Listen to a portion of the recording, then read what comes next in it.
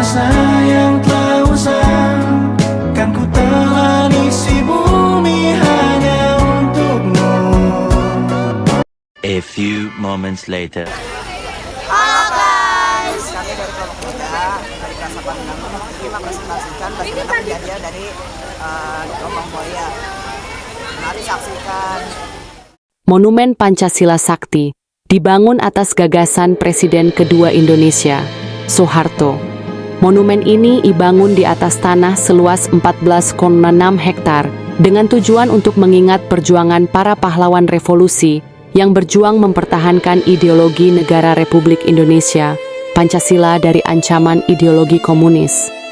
Ketujuh pahlawan revolusi tersebut adalah Panglima Angkatan Darat Letnan Jenderal TNI Anumerta Ahmad Yani, Mayor Jenderal TNI Letnan Jenderal TNI Anumerta R. Suprapto, Mayor Jenderal TNI Letnan Jenderal TNI Anumerta M.T. Haryono, Mayor Jenderal TNI Letnan Jenderal TNI Anumerta Siswondo Parman, Brigadir Jenderal TNI Mayor Jenderal TNI Anumerta D.I. Panjaitan, Brigadir Jenderal TNI Mayor Jenderal TNI Anumerta Sutoyo Siswomi Harjo, Letnan 1 Kapten CZI Anumerta Pierre Tendean, Ajudan Jenderal TNI A.H. Nasution. Selain ketujuh pahlawan revolusi tersebut, terdapat dua pahlawan revolusi lainnya, Brigadir Jenderal TNI Anumerta Katamso Darmo Kusumo, Kolonel Infantri Sugiono Mangunwiyoto.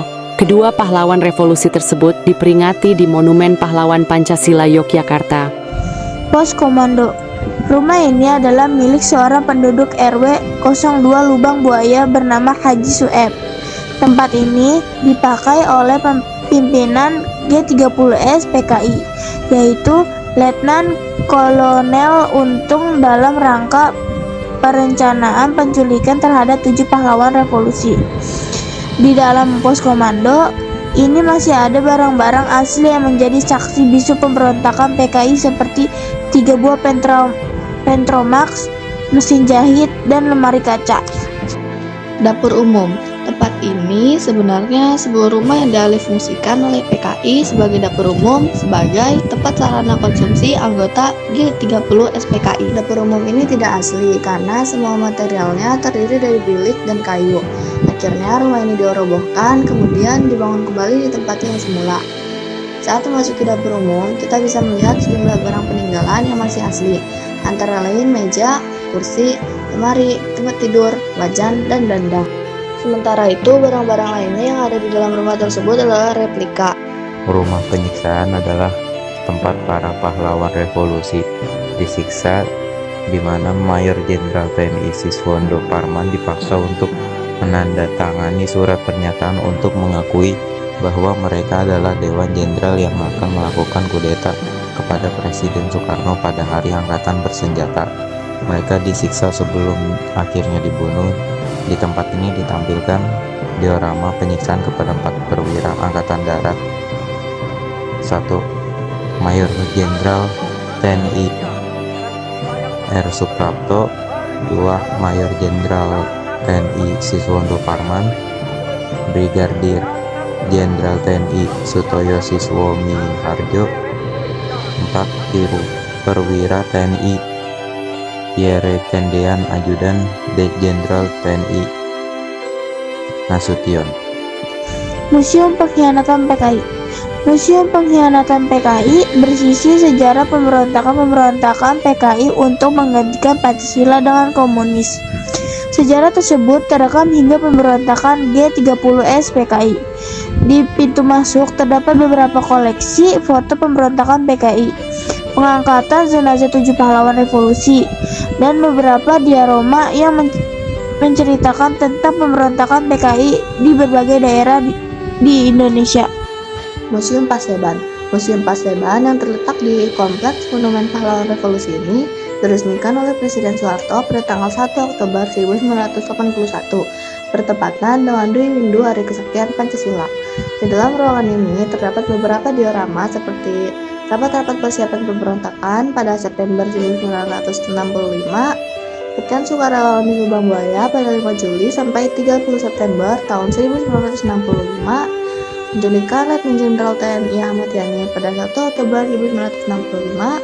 Penganiayaan di Lubang Buaya pada 1 Oktober 1965. Pengamanan Lanu Mahalin Perdana Kusuma pada 2 Oktober tahun 1965. Dan pengangkatan jenazah pahlawan revolusi pada 4 Oktober 1965. Sumur Maut. Pada tanggal 1 Oktober 1965, PKI menggunakan sumur tua sedalam 12 meter dan berdiameter 75 cm. Ini untuk mengubur 7 jenazah pahlawan revolusi. Ruang relik merupakan tempat dipamerkannya barang-barang, terutama pakaian yang mereka kenakan ketika mereka diculik, disiksa, sampai akhirnya dibunuh dengan hasil visum dari dokter. Selain itu terdapat pula aqualung, sebuah alat bantu pernafasan yang digunakan untuk mengangkat jenazah 7 pahlawan revolusi dari dalam sumur tua.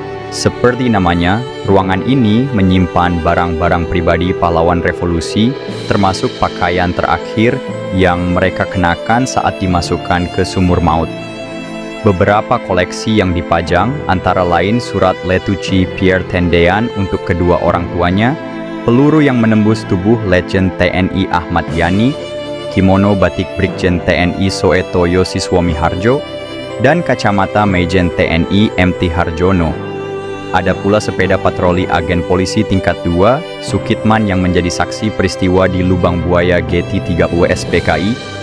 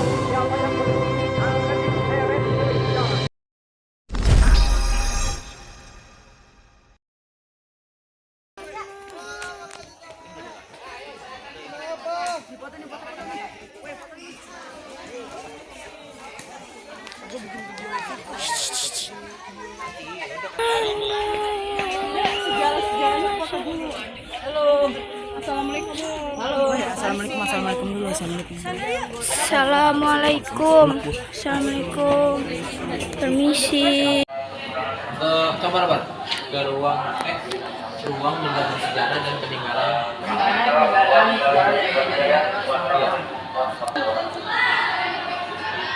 Satu, dua, tiga. Kita akan masuk ke ruang bersejarah dan peninggalan dari jenderal dan ini adalah pengamalan jenazah dari sumur maut. Bapak masuk. Nanti Bapak jadi sejarah lagi.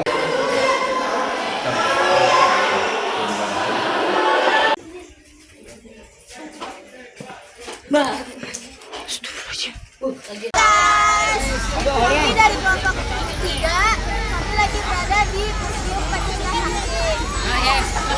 Jadi dong.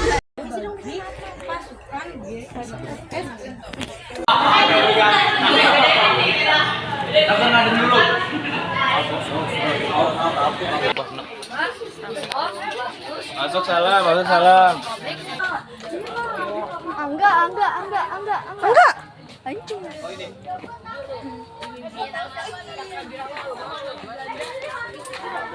Nggak bisa masuk. Enak serius. Oh ya, kajian.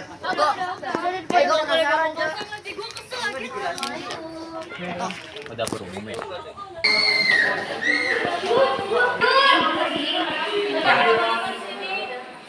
Kelima.